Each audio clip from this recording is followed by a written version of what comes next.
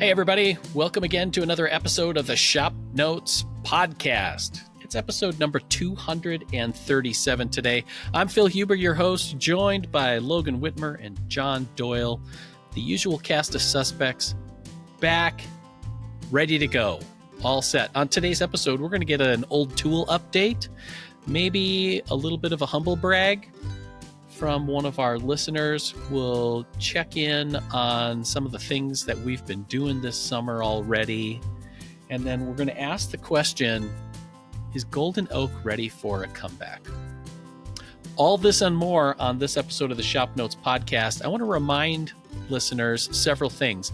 One is we're moving the podcast from our main YouTube channel, the Woodsmith YouTube channel, to its own podcast channel. It's a way to help the podcast find a better, larger audience, and also to help the content that we're producing on YouTube. All deep weeds, math stuff as part of the algorithms that just make our lives so much more rich than what they were 35 years ago. Another thing is please, if you're not listening on the YouTube channel, which is a great place to leave comments, by the way, to give us a rating. If we deserve it, 5 stars on your local podcastery, shop local there. It helps us, again, algorithmically to find more woodworkers like you who would enjoy listening to the three of us share our darkest, deepest, innermost woodworking thoughts. That's what we're here for. Is that. And then also 237. That means that we have 236 episodes that you may or not have listened to.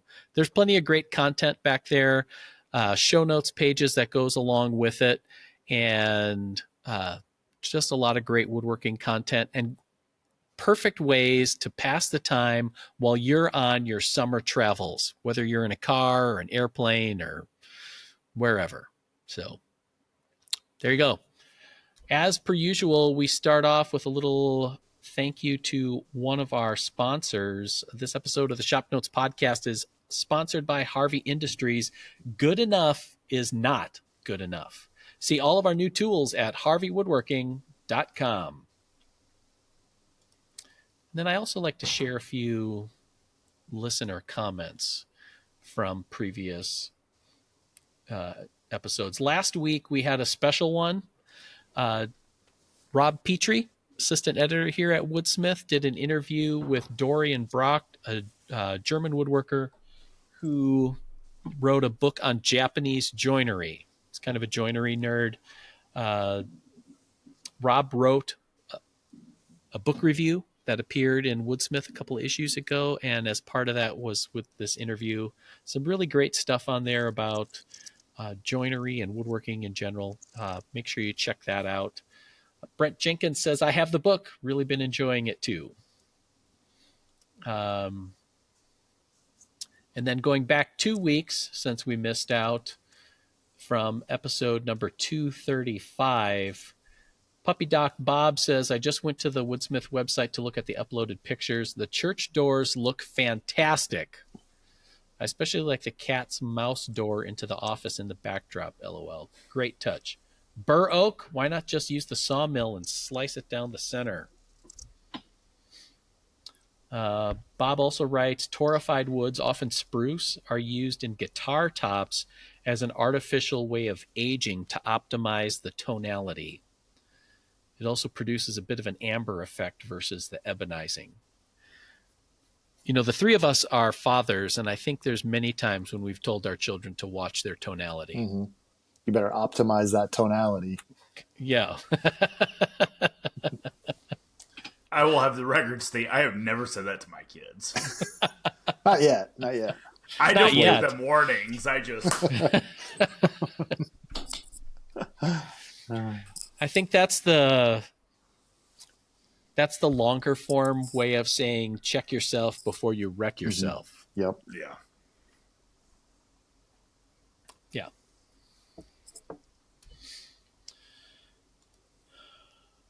Yeah. Daniel L says drawer fronts for a cabinet for the walnut. So there was a listener had sent us a photo of some really highly figured walnut and was wondering what he could do with it. Drawer fronts, that would be a good look as well. James Cottingham says burr oak as veneer. Yes, we've done that commercially. For the past 40 years, I've worked at a veneer mill, not a vernier mill, because that would be really small. Mm-hmm. Occasionally, we would get burr oak instead of white oak, sometimes on purpose, sometimes by accident. The right log works very well. The biggest problem, when we cook it, it smells like an open sewer. Yeah. It's stinky. Yeah. Which, if you're not familiar with how veneer is made, those logs go into a big vat of very not clean water and soak for a while so they can peel off the veneer easier or slice it off, depending on how it's getting sliced. Somebody with a HJ8607 says, would it be too much tech to use the coffee mug rectangle on YouTube to insert a visual of items we can only guess about the image? We'll have to check with that to see if that's a possibility. But also that's what the show notes pages are for, is to have you check those out too. Yeah. And what you don't see is it took us 15 minutes to figure out how to get our audio and video working before this podcast. Right. 200 and some episodes in. We still haven't figured that out. Right. Yep. Every episode is the first episode. Yeah. For some reason, my microphone, even though I was using it not 5 minutes before on a Teams call, decided that it did not want to contact or connect with our podcast platform. Who knows why? Had to unplug it, plug it back in. All the usual IT self-help that you can think of there. Alfita158 says, I built the clamp storage project, including the modest caddy, which is like a vertical I-beam, and that has been great, and I'm usually able to roll that out to a project. However, I've outgrown it and need something bigger. I'm afraid then it will become more of a fixture in my garage shop. I also built the 4x8 lumber cart, and just like Logan said, if you've got a less than perfect floor, go big on casters. I feel like that should be one of our new t-shirt designs. Go big on casters. Yeah. I've had to retrofit mine because it got heavier than I expected, especially with all the old stock saw tracks, jigs, and basically cutoffs that I should just throw away. I'm also thinking about a storage caddy for sawhorses, step ladders, and small folding workbenches. You know, the kind of stuff that your workmates would use. There you go. Yeah. That's in relation to, we were talking about making another clamp cart for here in the video studio. Yeah.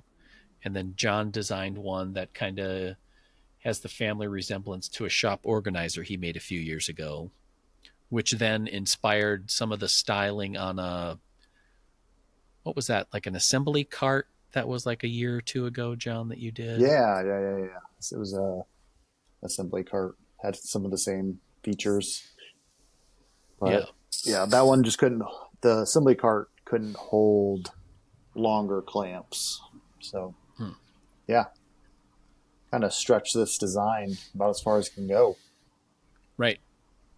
So. Well, what's interesting to me is that you've kind of backed into doing a suite of shop-based projects at the same time that you're also got backed into doing a suite of furniture-based projects, starting with a dresser, then a bed, and then coming up in the next issue, a nightstand. Yeah, there's a lot of times where we're designing stuff, and it's like, as you're doing it, you're designing for one project, and then you're kind of like, well, what if I tweaked this and made it into this, or used this design and did something a little bit different? So kind of a lot of copy and paste and to come up with different things, and either put them all together into a suite or take the things you like and just make one-off projects. So right, which the best part is that any of the one-off, any element of the suite works really well on its own,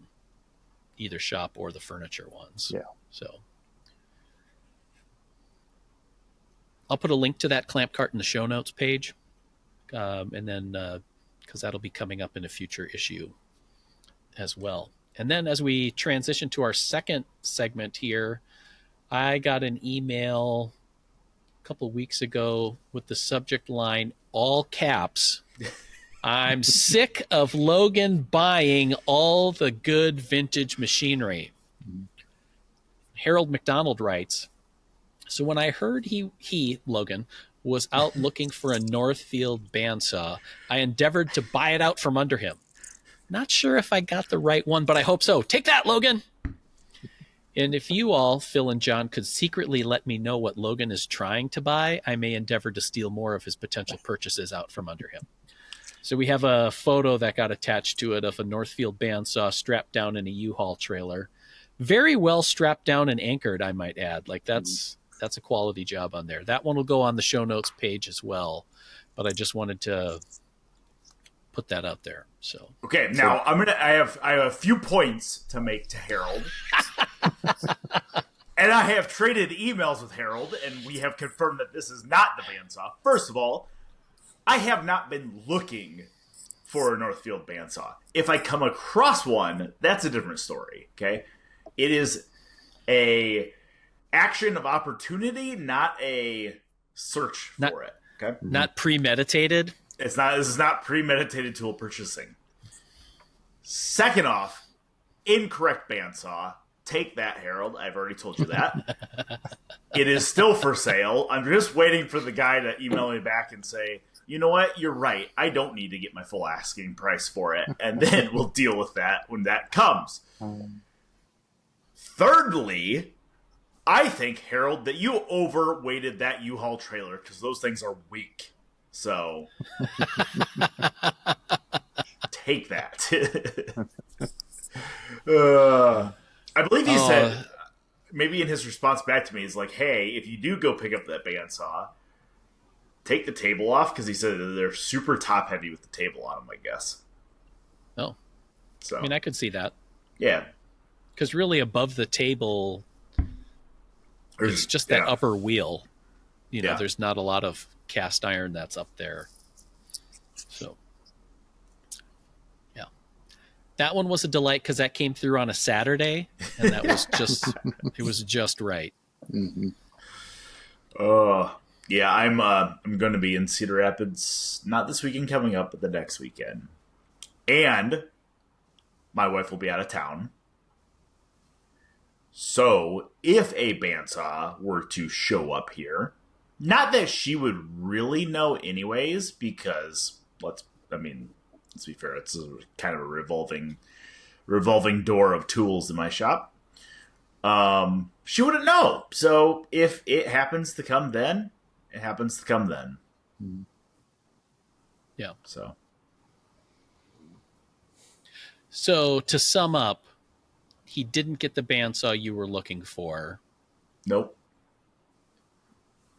You are casually interested in Northfield tools in general. Northfield curious, we would call that, yes. You're not intentionally looking, but you're also not looking. I think you summed that up very elegantly. Okay. So what is it about Northfield? I think you've brought them up before in other instances. Yeah. Does it go back to our conversation on having like a suite of furniture? Like having a little bit. And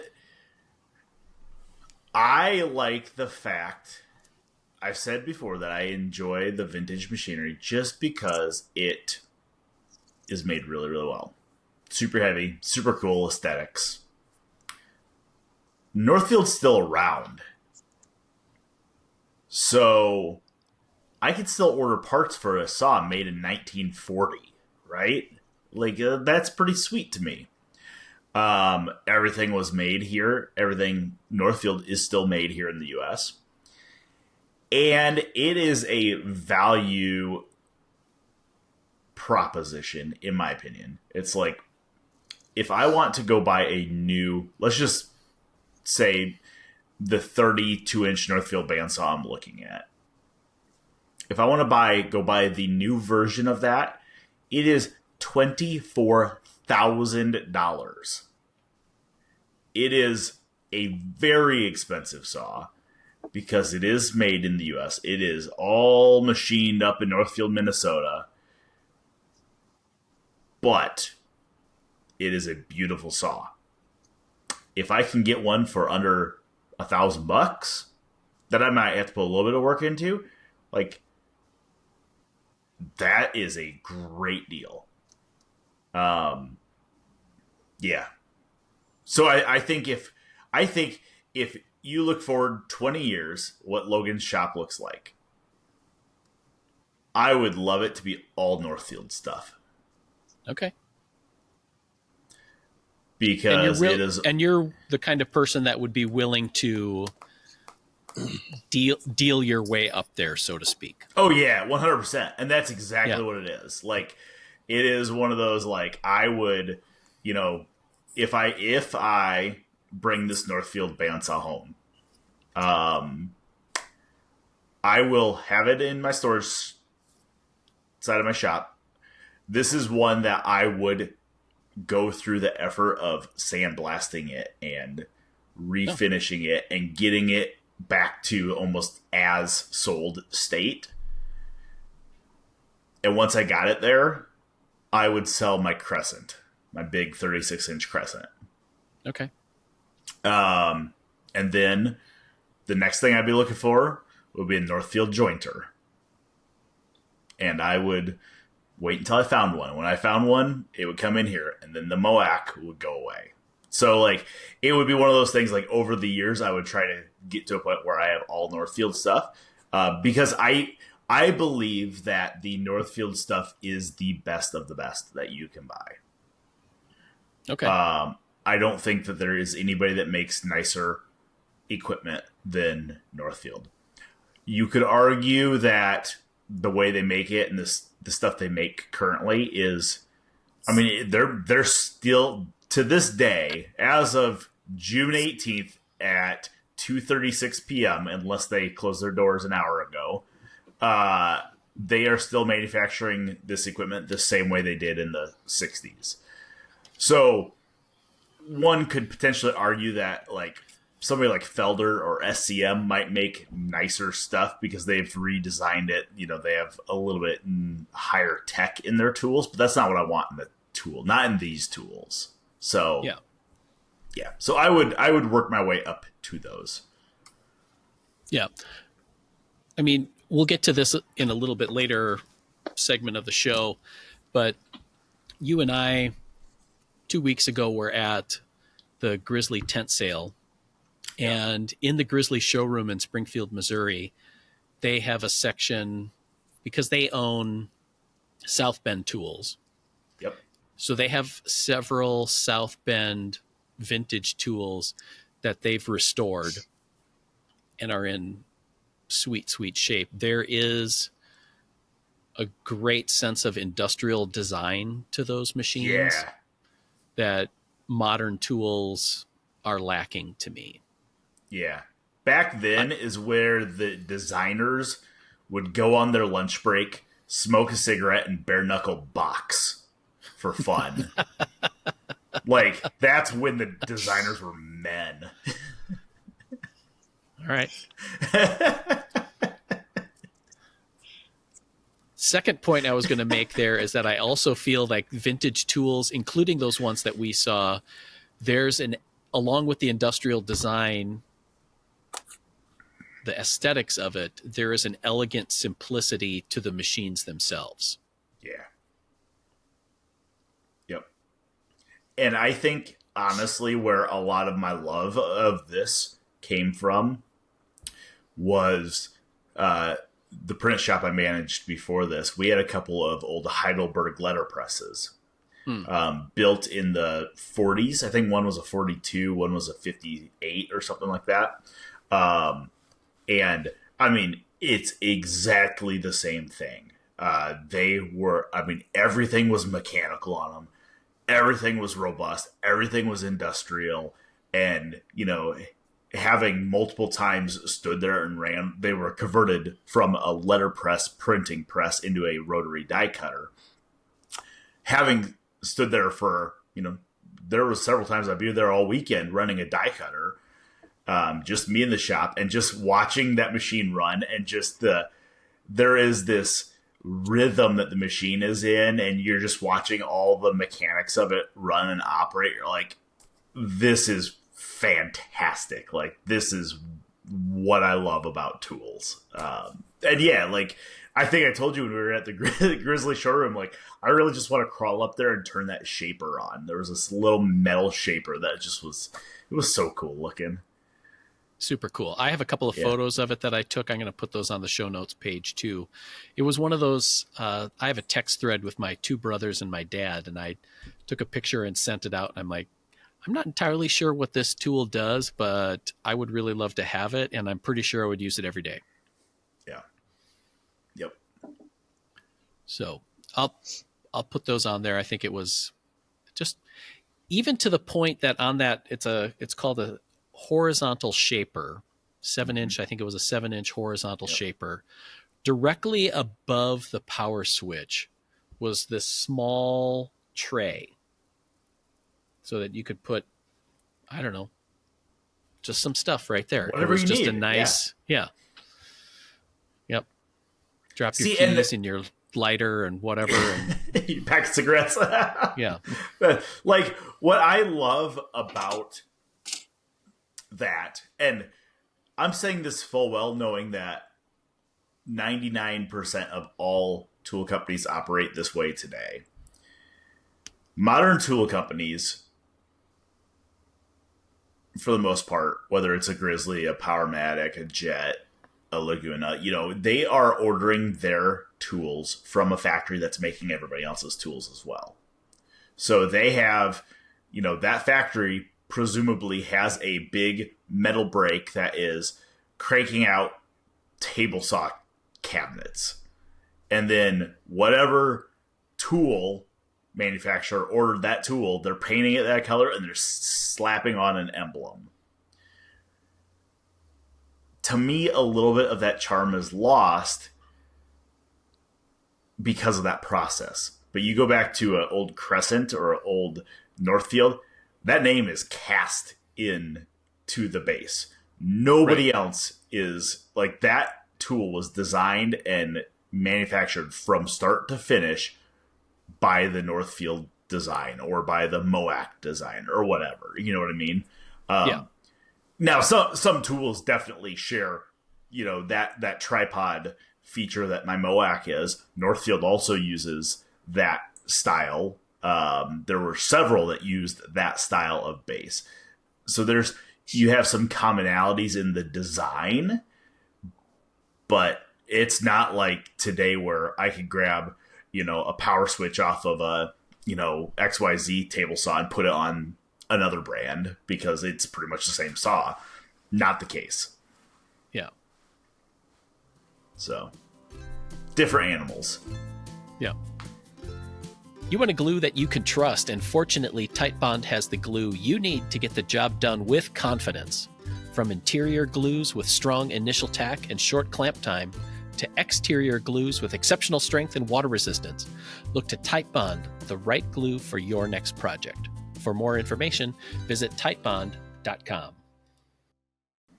Anyway, it was just kind of a cool thought. It was really fun to see well-preserved or taken care of old tools. And, you know, we chatted about that when we were at the tent sale about that kind of thing. So in light of that, I think it's been a while since we've checked in on you on this. Where are you at with some of your old tool projects? Because I think you were waiting on something for the Moac, and then we're also dealing with some issue with the Crescent too, right? No, the Crescent's running just fine. Okay.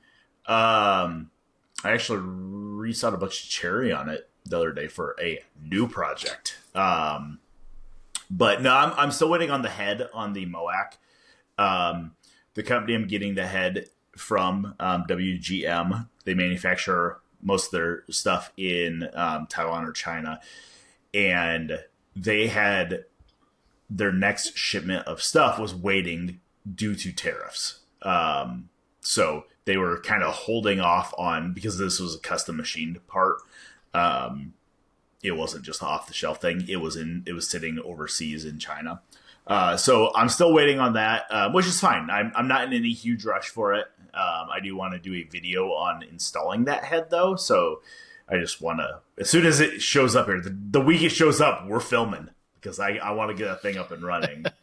mainly because I want the space back in the shop that the second joiner, which is a smaller jet, is taking up. But yeah, so.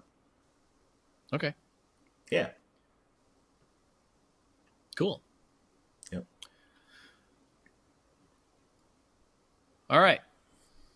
Next up, John posed this question just before we hit record here on the podcast, because Logan just recently scored a big bundle of old woodworking books and magazines. Yeah. They scored makes it sound like I'm proud of it. I'm not proud of this.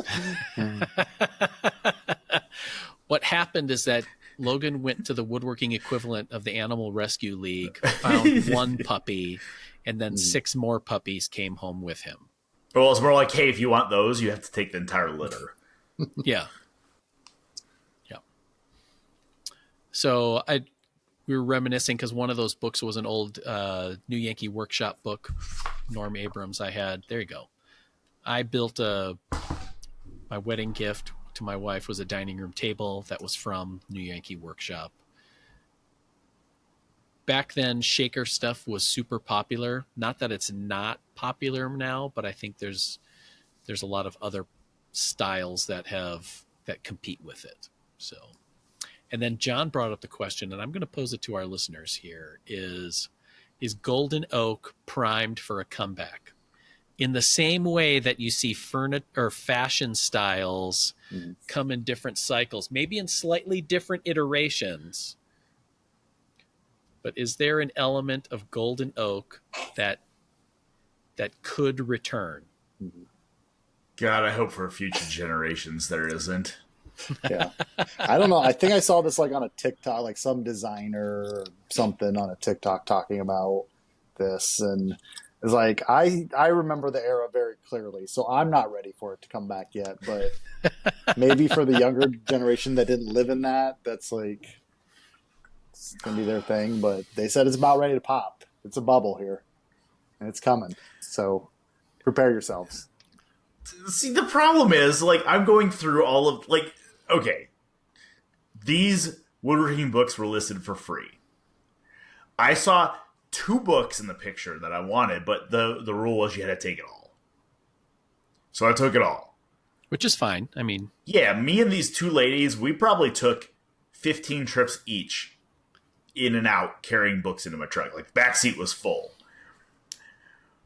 There's a lot of woodsmiths in there. There's a lot of ShopNotes in there. There are a lot of workbench magazines in there, family handymans, whatever. I'm flipping through a lot of these, trying to figure out which ones I'm going to keep here, which ones I'm going to bring into the office. A lot of them, honestly, are probably just going to go in the garbage. There was an entire 2 magazine holders full of like catalogs from the early 2000s. Oh, yeah. So like, I'm going through them, but as I'm flipping through some of these books, like, oh, small projects books, like, you know what, that might not be a bad one to have on hand in here just to flip through it, get ideas.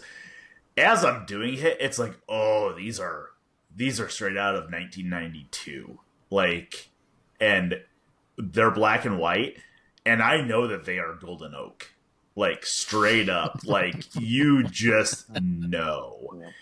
And so, like, is that design going to come back with golden oak? I hope not.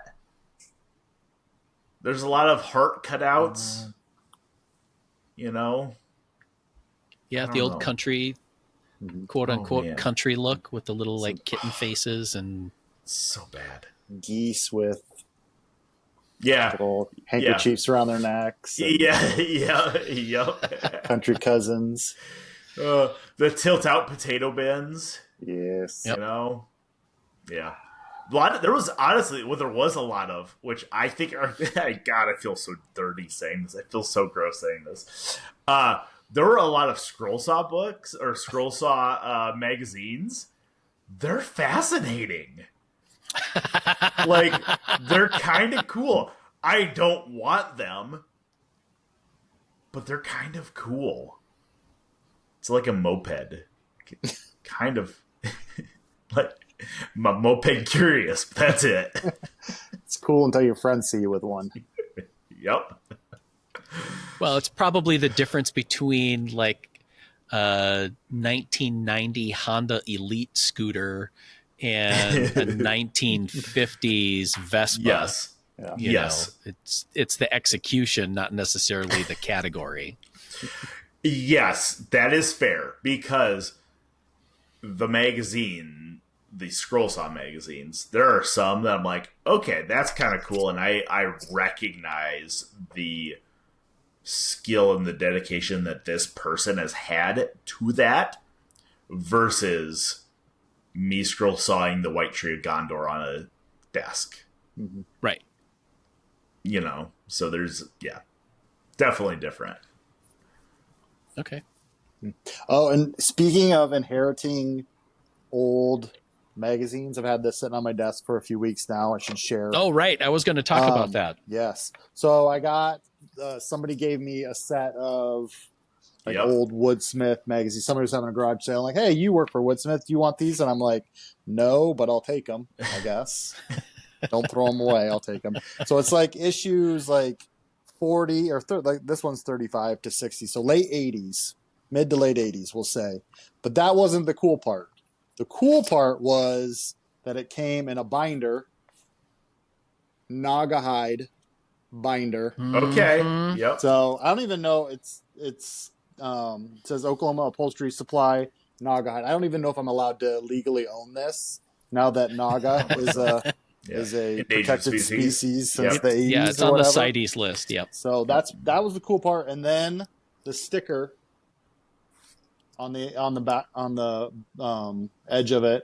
Woodworkers are winners. Shopsmith. Yes. So You know the Shopsmith yes. people are great when they have to have their own stickers that say they are winners. Yep. So I think it might be Scratch and Sniff. Yep. Yeah. But so I thought that was cool. The binder and the sticker that came with it. So I was like, I'll keep that. Well, if you need them, I'm pretty sure I just picked up issue number 2 through 35. Oh, that would So, that would help my collection. yep, I know Alright. it would.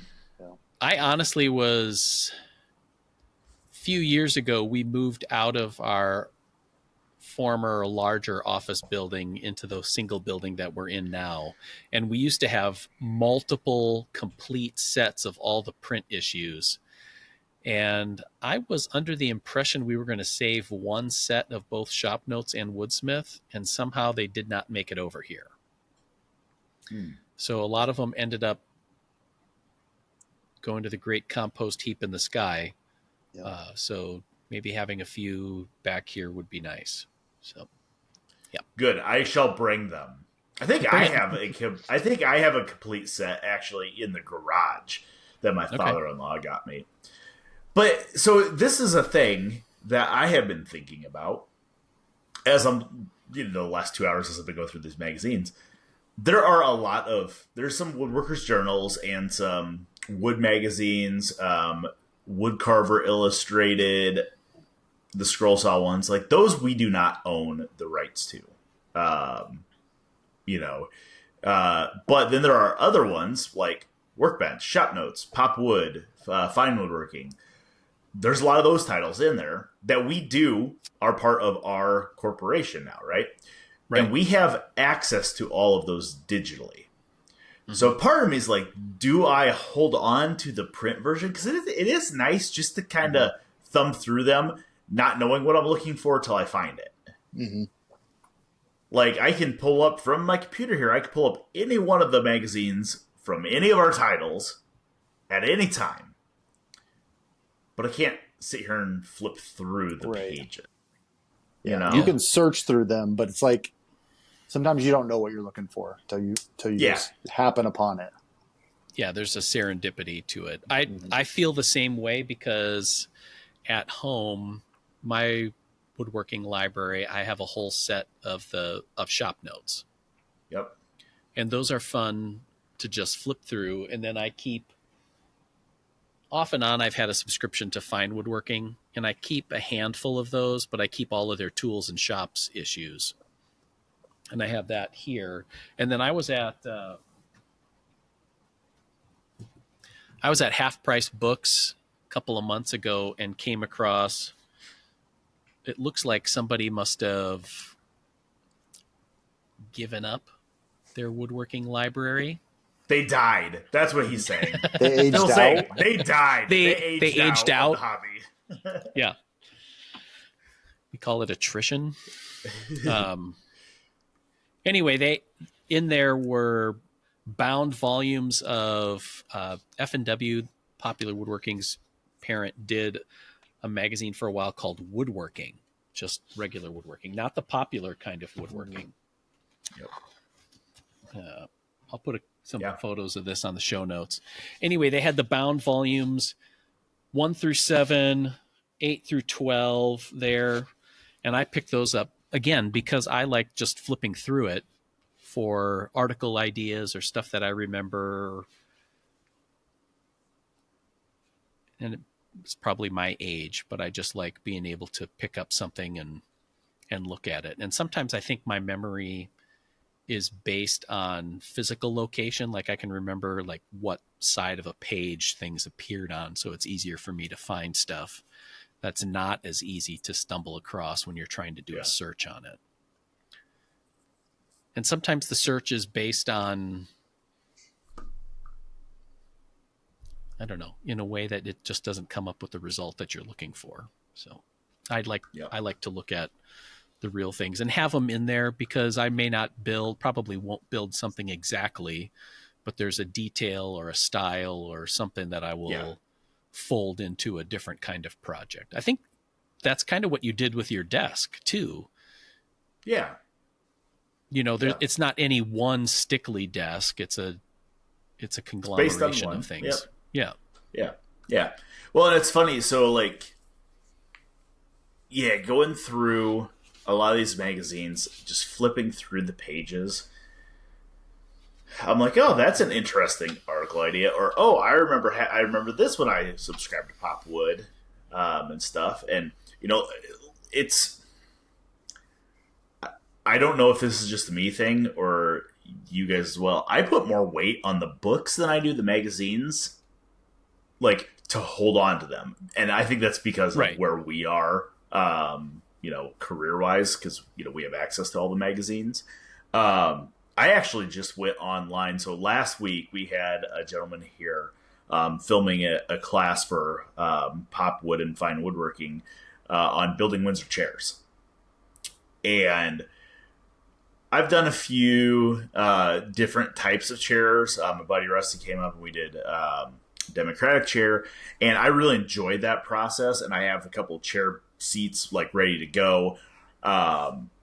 But having Jeff here last week doing this really like reignited, like this is fun. Like I really enjoyed the style and stuff. So I ordered a couple of books last week from one of the book websites. I ordered Jenny Alexander. Actually, it was a copy of Build a Chair from a Tree when Jenny was John. So it's one of John Alexander's books. I ordered a Windsor chair book from Thomas Mosier, which I didn't know he had produced a Windsor chair book. Wow. Yeah. Which has all the drawings for all the chairs that they currently sell, which I had planned on building a few of them. But the one thing I found, and this is kind of the reason I went to pick up all of these books today, some of those out-of-print woodworking books are super expensive. Like, I didn't realize that. I think I ordered 3 books when I ordered these from, I think, thriftybooks.com is where I ordered them. And the 3 books was almost $100. Like, whoa. Yeah.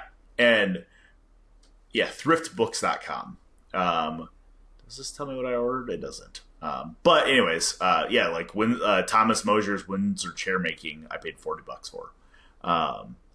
Like it's to me, those are ones that I want to keep on the shelf as reference, and maybe not necessarily to build exactly what they're showing, but some of the I was flipping through the Thomas Mosier book last night, and he has an entire 2 chapters in there dedicated to body mechanics and body weight in a chair, like angles and stuff like that. Which it's that type of stuff that's really hard, in my opinion, to jump online and find. Like you can find, probably basics, but he's going through different angles, how they affect people of certain sizes, different weights, stuff like that, which is really fascinating. So, yeah. Well, and when you do find it online, you don't know what the source of it is necessarily. Yeah. Yeah. Is it a keyboard warrior that's just sitting there saying, theoretically, here's how everything works? Or is it somebody that has built a career on building furniture? Right. So, needless to say, I am now woodworking book rich, so there's going to be a bookcase or 2 in Pop Wood magazine in the near future. Let's be fair. All right. Love to see it. Yeah.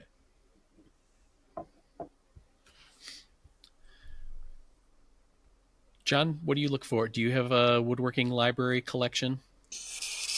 Oh, not really as much as I used to, because just like Logan said, we have so much available on the archive, so it's not stuff that I keep around as much. I think I have some Frank Lloyd Wright books that I've kept, hardcover that I will flip through, or some Stickley catalogs and that kind of thing.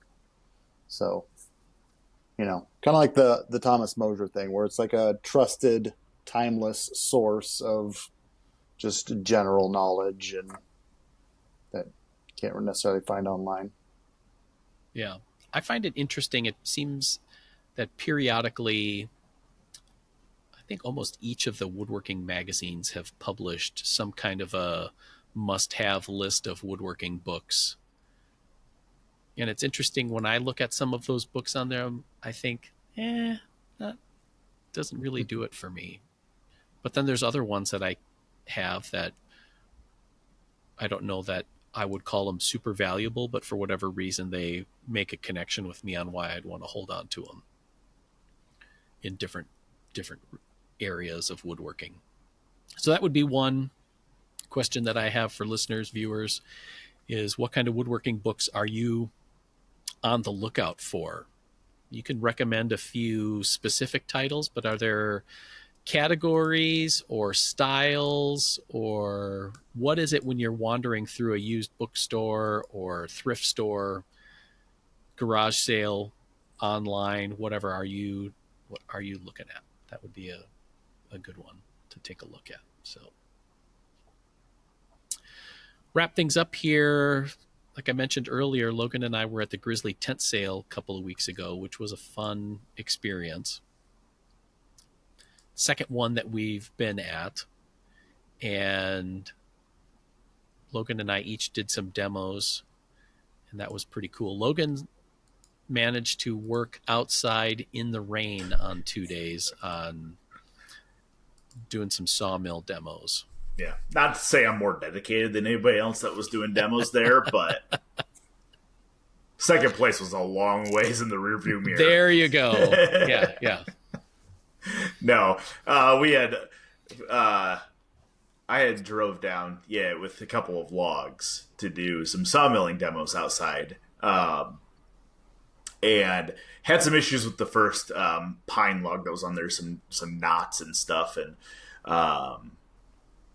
but no, overall it was a great event. Lots of people. I feel like you and I both said this when we were down there. It felt like it was busier than it was in the fall when we went down there. Yeah.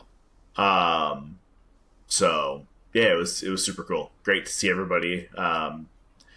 again, we say this every time we're with Grizzly, but the people that work at Grizzly are top notch people. Like, so Yeah, always fun to hang out with them. They let us put up a booth for the magazines that we had there, and that was great to have people come up and offer compliments and congratulations on the show and podcast and all the stuff that we do. That was pretty cool to see. I did a demo about their new 15-inch portable planer, which at 130 pounds pushes the definition of portable a little bit. That being said, it's a super cool machine. Yeah. And what I was surprised at is if you look at it online, it looks very similar to the DeWalt 735, like I have, just a little bit larger. But the DeWalt 735 has a reputation for being a really loud motored machine. And it is. It's a screecher. But the Grizzly one was surprisingly quiet in operation, I thought. Yep. And it's 110. Yes. For being a 15-inch planer. Right. Which I think makes it a big draw, because if you look at catalogs, you see 15-inch planers that are not much more, but can be quite a bit more expensive, but they're all 220. Yeah. And this one ran 110, and we ran some pretty hefty pieces through, and it cut really smoothly. The other tool was that I was surprised at. I did some demos with their new brush sander, which is a sweet tool, but definitely a niche one. But connected to that brush sander, they just came out with a horizontal dust collector. Yeah. Which I thought was a super cool one. Yeah. I mean, knowing the bigger unit that we have there on set where you're sitting, Phil. Yeah. They're about the same size, but the horizontal one, I think, is significantly more user-friendly because you have a work surface on top. Or you can add a work surface. You can add a work surface to it, yeah. It comes as just a metal cabinet, but you could just as easily put a work top on it, whether one of theirs or make your own. Part of what made it for me is because I work in a small shop, I'm very sensitive to how a space feels when you're in it. And your standard Cyclone 2-stage dust collector feels like you have a grain storage bin in your workshop because it takes up so much vertical visual space that stuff can hide behind, or it ends up making your space feel more enclosed than what it is. In this one, where the top of the cabinet was, I think they said, 38 inches or something like that. Yeah, it's taller than a table. Yeah. But not like unusable high. Yeah. So I like that option on it, just that it was a lower cabinet. And because it's cabinet based, they were able to pack in a lot of sound dampening. Yeah. Insulation on the inside. So when that thing powers on, it does not sound like a huge turbine rolling. Yeah. I mean, we stood there, you and me and I think Juan and Shabir, we all stood around it and were chatting as it was running. And I didn't feel like you had to yell at each other. Yeah. Yeah. Yeah. So that was one of the travels. And then the next weekend I was in Houston, Texas. The Woodworkers Club of Houston invited me down to do a one-day presentation a week ago by the time this airs. And that was a lot of fun. They had a group, probably close to 100 people there. And I did presentations on box making, router jigs, my 3 favorite router jigs, and then one on making cabinet doors. Full day of chatting with woodworkers and sharing some experience from my own shop and stuff. And it was a lot of fun. I had a great time. There's a great group of people down there. For Texans. And we didn't have super hot weather. It was only in the 80s, plenty of humidity, had plenty of humidity. It was a great time. Yeah. If you check the Woodsmith Instagram page, one of the couples that was there posted some photos and a little summary of what went on. So there you are. I think that wraps up another episode of the Shop Notes Podcast. If you have any questions, comments, or smart remarks, you can send those woodsmith@woodsmith.com.